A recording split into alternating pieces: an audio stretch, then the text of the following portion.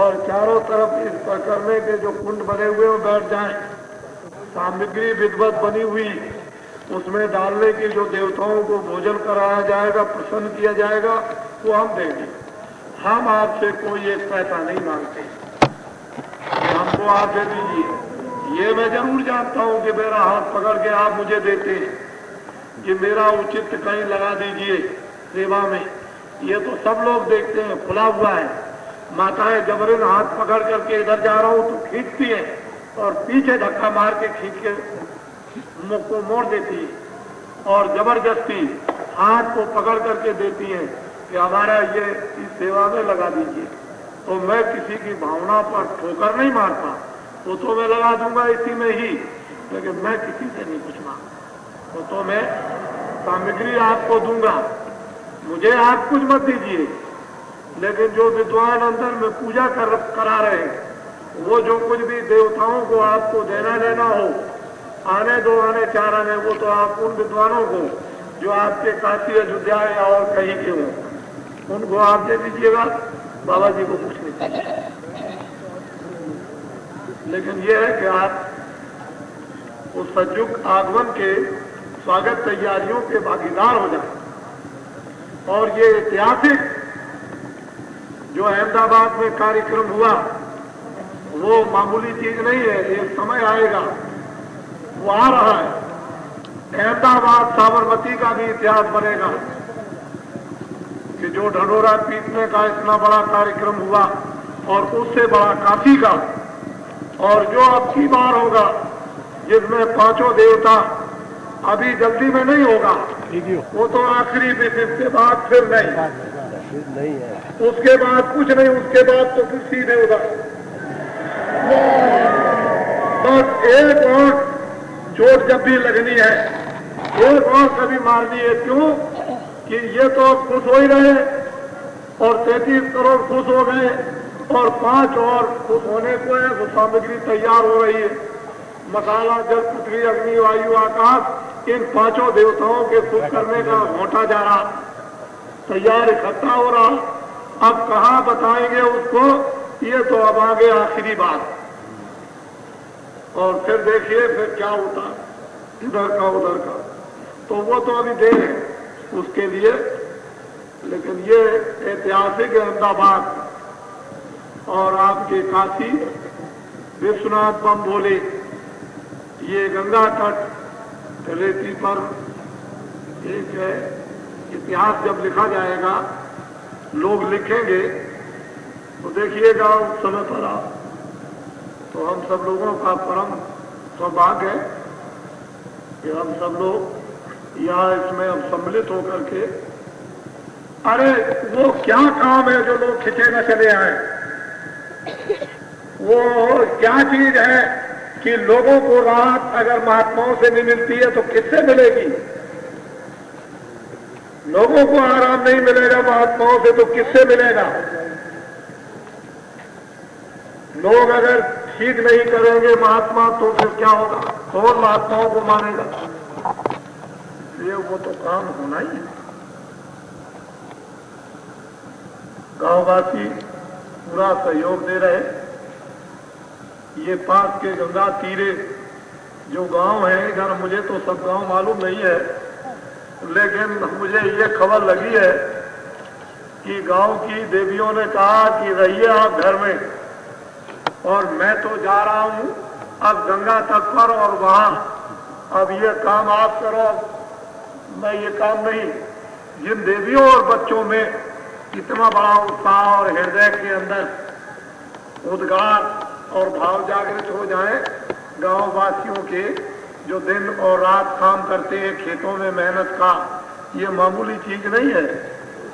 ये धीरे धीरे आपको भागते हुए दिखाई देंगे, अपने अपने कष्टों को यानी दूर करते हुए दिखाई देंगे। लोग भगवान की स्तुति करते हुए दिखाई देंगे, लोग जो है एक लक्ष्य की तरफ चलते हुए दिखाई देंगे।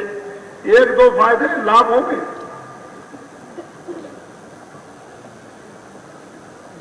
सब लोग का परम सौभाग्य है। प्रभु की दया। हम थोड़ा 2 शब्दों में कुछ सत्संग सुनाना चाहते हैं, तो हमने बता दिया अब कार्य प्रारंभ हो गया है। कल जगशाला बाहर की खाली नहीं रहनी चाहिए। अब सत्संगी इस बात को देखते रहे, जैसे ही कोई कुंड खाली हो फौरन एकदम दम से बैठ जाए उसमें, इधर उधर नहीं, और घंटे भर करने के बाद फौरन उठ जाए और दूसरे बैठ जाए। और काशी के आए तो उनसे कहें आइए मैं हटता हूं और आप भी लाभ ले लीजिए, हमको जो मिलेगा नहीं मिलेगा ये तो छोड़ दीजिए, आप आइए फौरन स्थान दीजिए, हम पीछे रह जाएंगे, लाभ के लिए कोई अर्जा नहीं है, आप लीजिए लाभ लीजिए, इसको उठाइए, क्यों आप इसको छोड़ते हैं। तो काशी वासियों को भी लाभ दीजिए, ऐसा नहीं कि वो ये कहने लगे कि बाबा जी न मालूम कहाँ कहाँ किन किन प्रांतों से ले आए तो उन्हीं को देंगे। नहीं नहीं, आप पीछे लेना, आपके लिए तो हम ही, ये तो चिंता मत करो आप, लेकिन उनको लाभ ले लेने दो और वो भी अपनी तमन्ना बुझा लें, अपनी इच्छाओं की पूर्ति करें। तो आप थोड़ा सत्संग सुनिए, ये तो कार्यक्रम मैंने आपको बाहर का बता दिया ना।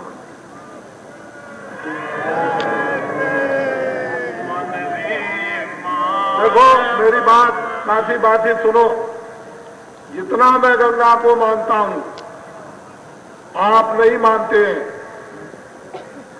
मैंने उस दिन कहा था कि जब मेरे पास सामग्री नहीं रहेगी तो गंगा जी से उधार मांगूंगा और गंगा जी से ले आऊंगा और काम ले लूंगा, फिर उसके बाद में कहीं से इकट्ठी करके उनका ऋण वापस गंगा जी में दे आऊंगा। मैंने उस दिन आपसे कहा था, बताया था, आप गंगा जी को नहीं मानते, जितना मैं मानता हूं आप बिल्कुल नहीं, आप गंगा जी को धोखा दे रहे हैं। खूब दिल और दिमाग से सोच लीजिए कि धोखा दे रहे कि नहीं दे रहे। मैं तो यहां तक जानता हूं कि काशी विश्वनाथ बम भोले जी को भी धोखा दिया जा रहा है, लेकिन हम धोखे देने के लिए नहीं आए, हम तो ये आए हैं कि आप उठिए और देखिए क्या हो रहा है। आपने स्वप्न दिया है तो कम से कम अब तो कुछ होना चाहिए। तो धोखा मत दो, किसी देवता को धोखा नहीं दे सकते हो, अपने आप को धोखा देते हो। तो सत्संग सुन लो आप प्यार। हाँ, मन रे मान बचन एक मेरा, मैं तेरी दासी जन्म जन्म की, तू हुआ स्वामी मेरा। दो लड़ाइयां हैं जब से ये जीवात्मा ऊपर से आई, सतदेव से सतलोक से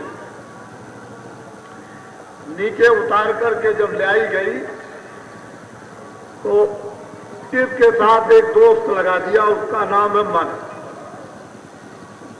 जब मन दोस्त लगा दिया और फिर इसको कपड़ा पहरा दिया और नीचे उतार करके ले आए, तो पहले कारण कपड़ा पहराया, फिर सूक्ष्म कपड़ा पहराया, फिर लिंग कपड़ा पहराया और फिर यहां मृतलोक में स्थूल कपड़ा पहरा दिया।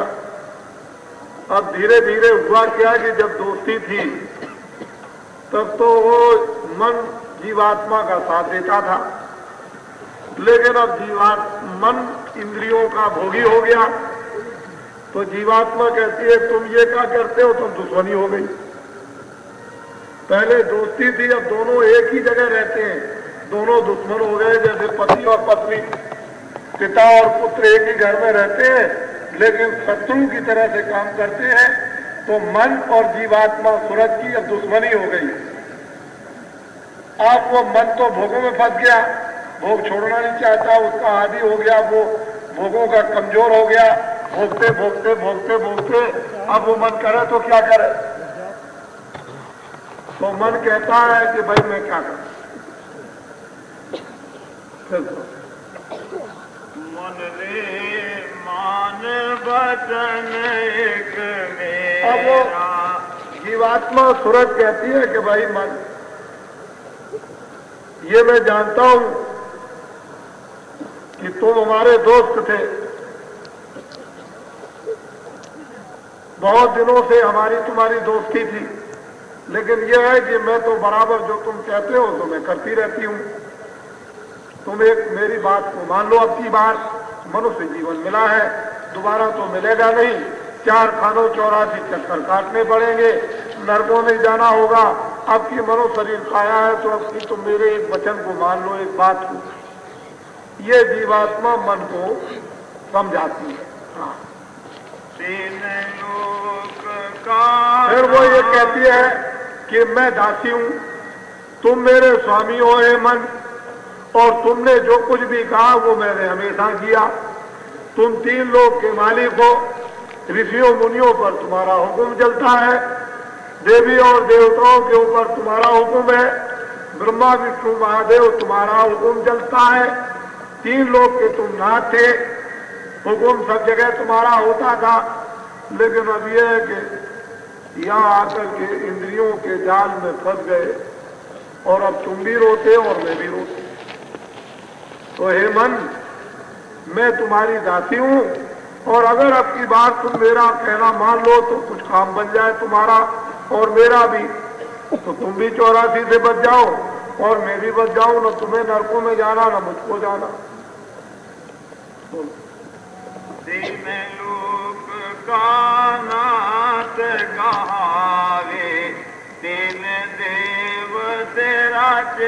बड़े प्यार के साथ अपने दोस्त को जीवात्मा सुरत मना रही मन।